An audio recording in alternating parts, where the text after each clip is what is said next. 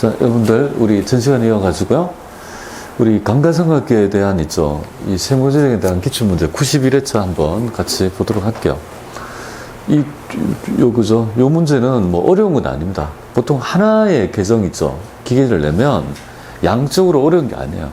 시간도 얼마 걸리지 않고 충분히 할 수 있는 문제가 되겠습니다.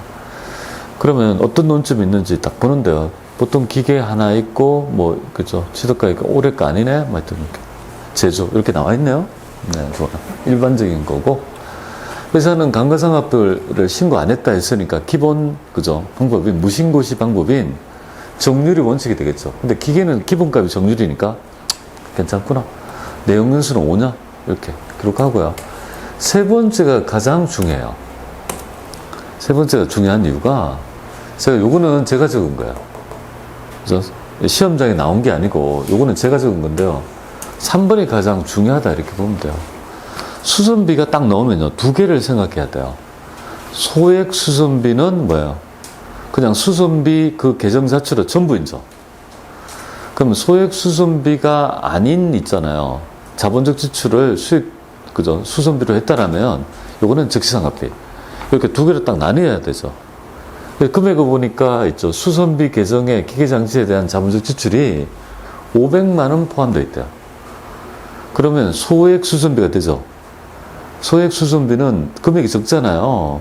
그러니까 수선비 계정으로 100% 송금 인정하니까 전혀 감가상각비 시부인 해야 될 대상이 아니라고 아셔야 돼요. 그러면 얘가 있지만 얘는 아예 무시하면 되겠습니다. 아예 없는 것. 전혀 감가상각비하고 관계없습니다. 왜? 수선비 계정 그 자체로 100% 인정하는 거니까 전혀 감가상각비 한도 시부인을 할 필요가 없다는 점을 아셔야 되고, 부인된 금액은 우리가 이제 그저 정률법에는요, 정기에 부인된 금액도 상가액도 더해서 한도를 구하기 때문에 기본 자료가 있다고 보시면 되겠습니다. 얘가 만약에 1000만이라면 뭐야? 1000만이라면 즉시상각비 있죠. 7번 칸에 넣어야 되고, 600만 원 미만이니까 해당이 되지 않죠. 예, 그거를 이제 알아야 될 것 같습니다. 그렇게 지금. 자, 그걸 논점이 있다면 얘를 입력하는 건 어렵지 않고요. 똑같은 패턴으로, 그죠? 누락 없이 입력을 해보겠습니다. 그럼 해볼게요. 여기서 지금 순차적으로 행해야 될 것 같아요. 자, 그러면 우리 91회차 있잖아요. 이렇게 좀 떼어가지고요. 91차 회사 바꾸시고요. 911번 약속을 바꾸고 법인 기억할게요. 자, 고정자산 등록 똑같이 갑니다. 고정자산 등록 이렇게 가셔가지고 해당 있죠. 206번 코드 1번 부품 절단기 취득은요 2021년도 1월 20일. 그 다음에 자동으로 옆으로 가네요. 그때 있죠. 오래 산 게 아니니까 그죠? 취득가액 5천, 네, 감가상각 누계액 2,400, 기초가액 이렇게 딱 되었습니다. 자, 그 다음에 있죠. 단기 감가상각비 계상액 900은요 언제 합니까? 가장 나중에 회사 계상상각비 있죠. 13번은 가장 나중에 제조래요. 그럼 여기 가셔서 제조 바꿔줍니다. 바꿔주죠. 그다음에 줄 바꿔서 회사는 감가상각 방법을 신고하지 않았대요. 무신고시는 정률이니까 정률 확인했고 맞고, 내용연수 5년. 그러면 11번에다가 5년. 이렇게 딱 있네. 되겠죠? 그 다음에 있죠. 세 번째는 우리가 판단을 요하죠. 소액 수선비구나. 그러니까 전혀 감가상각비하고 관계없네. 그냥 패스할 수 있어야 됩니다. 그리고 네 번째 정기 감가상각비 한두 초가액 있죠. 상각 부인액이 있네요. 여기 바로 8번에 보면요. 정기말 부인 누계액이라고 하는 날 있죠. 요 칸에다가 45만 입력합니다. 됐죠? 그러면 다 했고 마지막 파이널이 뭐죠? 회사 계상상각비에 입력하는 거 아니겠습니까? 그러면 요 금액이 900이니까 요 금액하고 안 맞죠? 그러니까 안 맞으면 사용자 수정을 해서 활성화시켜서 수정해 줍니다. 900 이렇게 되죠. 그러면 여러분이 어때요? 지금 내가 하는 있죠. 이 항목 중에서 하나도 그죠? 논점을 놓치지 않고 다 했지 않습니까? 그러면 틀릴 수 없습니다. 그럼 100% 맞았다고 생각하고 그렇게 연습이 되죠. 시험 치다가 이거 검증할 수 있는 건 아니죠. 내가 내 느낌으로 알아야 되는 부분이에요. 이렇게 하는데 딱 봐도 알겠습니다. 회사 900인데 한도는요 이만큼 충분히 남죠. 시인 부족이 남는 거 아니에요. 근데 상각 부인액이 여기 있죠. 그러면 45만은 뭡니까? 기왕부인액 중 송금추인액 45가 정답이 되는 뭐 그런 있죠. 문제로 기결될 거라고 봅니다. 자, 아무런 문제 없이 했다면요. 나가신 후에 그 다음에 두 번째 미삼각분 있죠. 네 번째 항목 미삼각 조정명세표 클릭하셔서 불러오기. 자, 불러오기 했죠. 여기 있는 것들을 보지 말라고요. 봐도 의미가 없으니까 그냥 클릭하면 됩니다. 그럼 이쪽에 뭡니까? 송금 추인이 있죠. 부품절 단계. 그러면 여기에 기왕부인액. 부인액 정기송금 45만원. 이렇게 해서 추인으로 딱 마무리하면 되겠습니다. 그리고 나가고요. 그리고 종료하고 합격표까지 하라면 만약에 안 하라고 할 때도 있는데 합격표까지 하라면 불러오게 해서 이렇게까지 마무리하면 끝 되겠습니다. 자, 여러분들이 강간상합비 있잖아요. 이 정도가 중간 정도 난이도예요. 그래서 논점을 알면 그렇게 어려운 게 아닌데 항상 논점이 문제잖아요. 그래서 그 갈라지는 논점 여러분하고 말씀드렸고요. 소액 수선비 있죠. 논점 특례 규정. 소소액 수선비는 수선비를 인정하니까 강간상합비 시부인하고 전혀 관계없다. 이 패스할 수 있냐가 논점이 되겠습니다. 이렇게 해서 기본적인 이제까지 나왔던 기본적인 해봤습니다. 이 정도가 뭐야? 그냥 좀 쉬운 유형이라고 보면 돼요. 그 다음부터가 조금씩 어려운, 고전적으로 좀 어려웠던 유형. 뭐 두 개랄지, 특히 보통 강간상합비는 결산 조정이니까 임의상각이니까 정기 안 했던 거, 안 했네? 올해 있잖아요. 중대한 오류라고 해서 이익잉여금으로 조정한 있죠. 타개정 대책 있죠. 이런 것들을 하게 되면 송금산입 기타를 하고 그 금액 있잖아요. 그 이익잉여금을 세법이 봤을 때는 강간상합비니까 그만큼을 더해가지고 넣어줄 수 있어야 될 거 아닙니까? 이런 패턴의 문제를 한번 살펴보도록 하겠습니다. 이 문제, 요게 바로 요거죠, 그죠?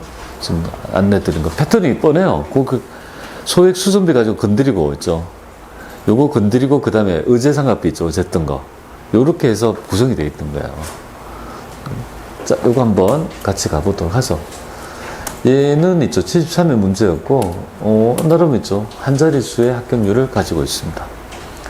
똑같아요. 고정자산 등록, 미상각분, 그 다음 합격표까지. 그러니까 일반적으로, 그죠? 해보라는, 그죠? 부분이 되겠어요. 7점이네? 또 6점 주는데? 더 무는데? 그래서 다른 걸 좀 줄이고 아마 얘를 더 중시한다고 봐서 올렸던 것 같습니다. 자, 한번 우리 논점을 같이 가보죠. 두 개 있죠, 그죠? 하나가 아니고 두 개니까. 근데 두 개가 일반적으로 예전에 나왔어요. 그래야지 뭔가 구색이 되거든요. 하나는 상각부인액, 하나는요, 시인부족액, 그래서 기왕부인액 중 송금산입 추인액 있죠.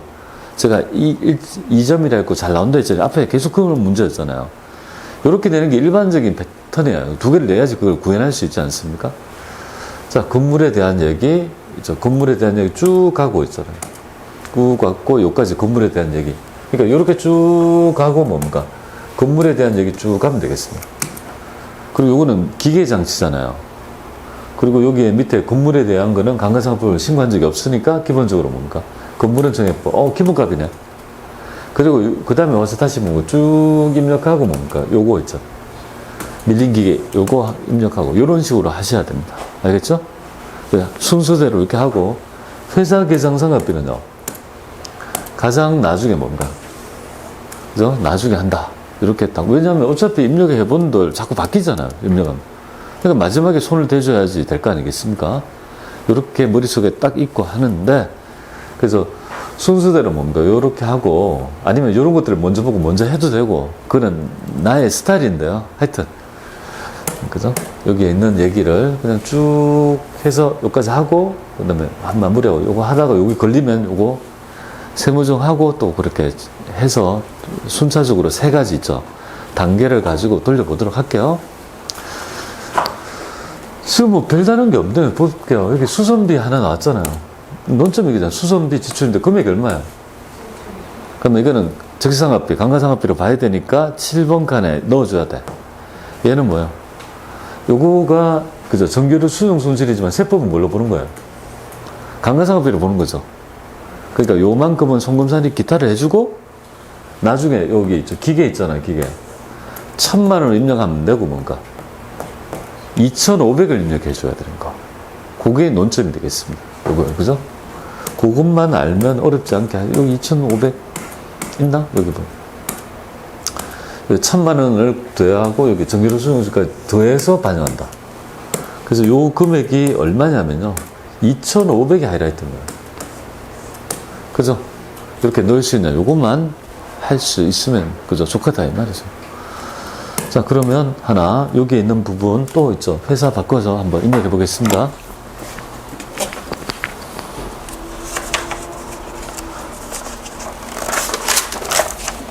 자, 회사 73에 바꿀게요. 회사를 731. 우리산업 있죠? 요 거래를 바꿔볼게요. 가장 뭐니 해도 가장 중요한 거 고정자산 등록. 그죠? 깔끔하게 딱 떨어져야 돼요. 순서대로. 202번. 그리고 건물 첫 번째 1번에 공장입니다. 취득일자는 2015년도 1월 15일. 자, 첫 번째 볼게요. 10억 원. 4억 원.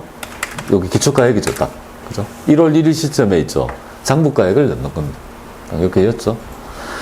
그 다음에 있죠. 단기 강요상품이 없고요. 기존 내용연수는 40입니다. 그럼 이게 40 치고, 그럼 제조 경비래요. 그럼 밑에 가셔가지고 제조. 정액법 맞나요? 그죠? 그 첫 번째 읽어냈죠? 읽어서 두루룩 입력하고, 그 다음에 다시 밑에 칸을 2번으로 가야 돼요. 건물에 대한 있죠. 수선비, 소액 수선비 아니죠? 그럼 7번으로 가야 돼요. 자본적 지출. 적시상각비 금액 있잖아요. 3,600 되겠습니까? 자, 이렇게 되고, 끝났죠? 그 다음 밑에는 기계니까. 그리고 마지막에 뭐 합니까? 그죠? 회사의, 그죠?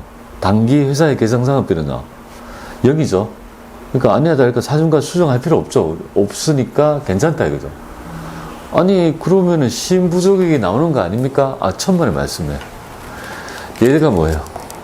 여기에 포함되고, 얘가, 그죠? 회사 상각비에 더해지니까, 이거는 상각 부인액이 나오는 거예요. 그죠? 요거는 회사 상각비에 더해진다 했죠? 여기에 넣으면 자동으로 더해지니까, 만약 그걸 몰랐다면 나중에 돌려가지고 확인만 하면 될 거 아니겠습니까? 이렇게 하면 다 끝났다, 그죠? 깔끔하게 다 끝난 것 같습니다. 밑에까지. 자, 요걸 하고 똑같이 두 번째, 기계 장치 해볼게요. 여기 클릭하셔가지고 206번 기계 장치 2번 하시고요. 밀링 이렇게. 취득일자는 2018년도 3월 20일. 기초가액은 6천. 이게 저 기초 정기말이니까 올해. 1월 1일 시점에 기초가액 2천. 회사 개성상각비는 1,000만 원. 나중에 기존 내용에서 5년은요, 11번 가셔가지고요, 딱 클릭해서 5번. 제조는 여기 1번, 제조원가. 그 다음에 정률법 확인하고, 맞구나. 그리고 다시 돌아가서 이제 밑에 3번으로 가야 돼요. 3번에 가니까, 있죠. 어떻게 되어 있습니까? 이거 있잖아요. 전기에 신부족액만큼을 단기에 계산했지 않습니까? 요거는 타계정 대체분이죠. 그러니까 여기에 전기료 수정 손실은 있죠. 송금사님 기타를 하고 들어가야 된다고. 그럼 요거를 살짝 내려놓고 뭐야? 내려놓고 여기 소득금액 조정학개표에 가서, 그죠? 가서 어떻게 하느냐면, 요 칸 있잖아요. 송금사님이니까 여기 있죠. 송금사님에 전기료 쳐보세요. 그럼 전기료 수정 손실이 나와요. 나오죠? 그럼 전기료 수정 손실 기타 처분한다고 나오잖아요. 이렇게 딱 쳐가지고 1,500을 먼저 해줘요. 되겠죠? 기타를 해서 선조정을 딱 하면 무조건 세무조정 하나는 무조건 1점입니다. 그러니까 세무조정은 무조건 유발될 때마다 먼저 찝어먹고 스타트해야 돼요. 나중에 한꺼번에 하면 되지 않는 이유가 세무조정은 계속 누적이 되잖아요. 금액이. 그러니까 따로따로 해야지 그때그때 할 때마다 해야 돼요. 자, 이렇게 해서 딱 마무리하고 그 다음에 다시 있죠. 하고 다시 돌아가서 요걸 했고 그 다음에 마지막 뭡니까? 여기에 사용자 수정에 가서 여기에 1,000만 원 하면 안 되죠. 그죠? 1,000만 원이 아니라 2,500을 넣어줘야 된다는 게 핵심입니다. 되겠습니까? 요거. 즉, 이 말은 적시상각비는 별도의 칸이 있어가지고 뭐야. 여기 넣어주는 순간 지가 합해가지고 뱉어주지만 적시상각비가 아닌 항목이죠. 이런 것들은 별도의 칸이 없기 때문에 회사의 계상상각비에서 수동으로 더해줘서 입력해야 된다는 사실, 그걸 기계적으로 아시면 좋겠습니다. 그럼 제가 보세요. 쭉 해서 해봤어요. 다까지. 뭐 하나도 논점 없이 다 했지 않습니까? 그럼 100% 맞은 거예요, 뭐. 근데 그 하나도 놓치지 않는 논점을 알기까지 힘드니까 아예 제가 유형을 포진을 아예 해버린 거예요. 나중에 대선 중간 같은 거 어려워하거든요. 아예 나올 수 있는 유형 모든 거를 한 7문제를 해가지고 포진해버렸거든요. 그리고 여러분들 수익 금액 조정 맹세표하고 조정호 있죠. 그것도 한 7, 8문제 했는 이유가 그 유형 말고 나오지 못해요. 그러니까 아예 그런 것들을 정리해서 다 보일 수 있도록 하기 위함이다. 이렇게. 그럼 맞았다. 예상해도 가능해요. 해볼게요. 그럼 이렇게 자신있게 했다면 나가고요. 그 다음에 여기 미삼각분 가셔가지고 이제 2개를 돌려야 되잖아요. 그럼 불러오기를 정액, 정률 이렇게 2개 올 거 아니에요. 여기 2개 올 거 아니에요. 이거 볼 필요 없어요. 보지 마세요. 지금 문제 보고 있어요. 그냥 바로 돌리면 조정 등록 가서 2개 다 뭡니까? 2개 다, 이거 갑자기 이러네. 2개 다 한도 초과액이 나오는 거 아니겠습니까? 2개. 얘를 믿어야 돼, 우리가. 이거 혹시나 이상한 거 아니야? 이게 그래서 공장 하나, 기계 하나. 이렇게. 꼭 밀링 이렇게 안 해도 되고요. 기계 장치. 그래서 요거는 이렇게 하면 돼요. 어차피 여기는 점수코드 건물 치면요. 건물 강한 한도 초과액이 나올 거니까 10, 100 이렇게 하고요. 밑에는요. 밀링은 없잖아요.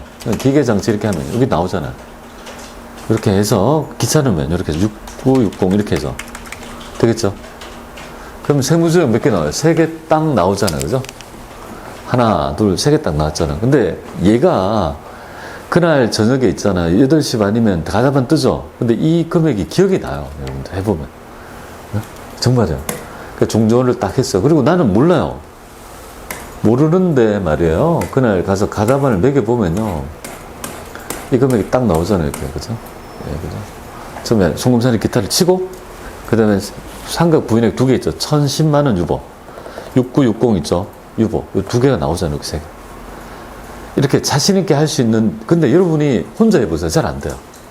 왜 안 되냐면, 쟤처럼 안 하면 꼭 누락해요. 제가 하는 방식 알겠죠? 하나하나를 그저 다 찝어야지만이, 감가상각비는요, 하나라도 이상하면 뭔가 안 맞아요.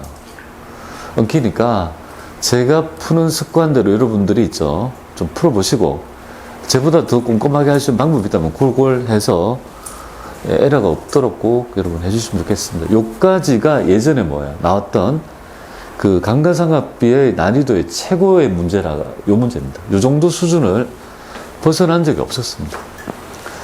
그래서 이 정도 했으면 그냥 다 했다고 해서 넘어갔는데, 아니나 다를까, 이게 문제가요, 이제 한두 문제가 더 발생이 되는데, 여기. 레벨 3 되겠습니다. 레벨 3이 되니까, 어떻게 좀 어려워지니까 합격률도 떨어지죠. 3.7%. 여러분들 진짜 5점 몇 프로, 3점 몇 프로 확 하면 안 되고, 그냥 다 자연스러워져야 돼요. 이 합격률 자체가. 뭐 20%도 있지만, 그건 정말 어쩌다가 난이도 실패한 거고, 세무사는 보통 10% 정도를 맞추려고 노력해요. 10%. 세무 2급은 20%. 회계 1급은 30%. 회계 2급은 40%. 이렇게 10%, 20%, 30%, 40%를 맞춰서 출제하는데, 실패할 경우가 있잖아요. 그죠? 근데, 그래요. 하여튼 이것 때문에 3.7%인지 모르나, 나름 의미가 있다. 이렇게 보면 되겠습니다. 자, 한번 보도록 할게요. 지금 보면 이렇게 돼 있어요. 하나인데, 지금 현재 작년도랑 올해를 고정자산 등록이 뭡니까? 이렇게. 그래서 두 개 연결되잖아요. 그죠? 당사는 전자부품 제조업을 영위하는 사업장이고, 다음 자료를 참고해서, 감가상각비입니다. 고정자산 등록, 미상각분 조정맹세표. 합계표는 하지 말라는 말이죠. 그죠? 근데 만약에 하지 말라 했는데 하면 어떻게 될까요? 괜찮아요. 근데 하라 했는데 안 하면 감찍는 거죠. 그러니까 우리는 항상 뭐예요? 그냥 기계적으로 세 개를 한다라고 생각하고 마음을 가져가지고 그냥 습관적으로 들어가면 몸이 반응할 정도로 세 개를 그냥 두룩 한다고 보면 돼요. 자, 문제를 어떻게 읽어낸지 보죠. 작년도 건물이 있었는데 올해 뭐 있고, 올해 새로 샀네요?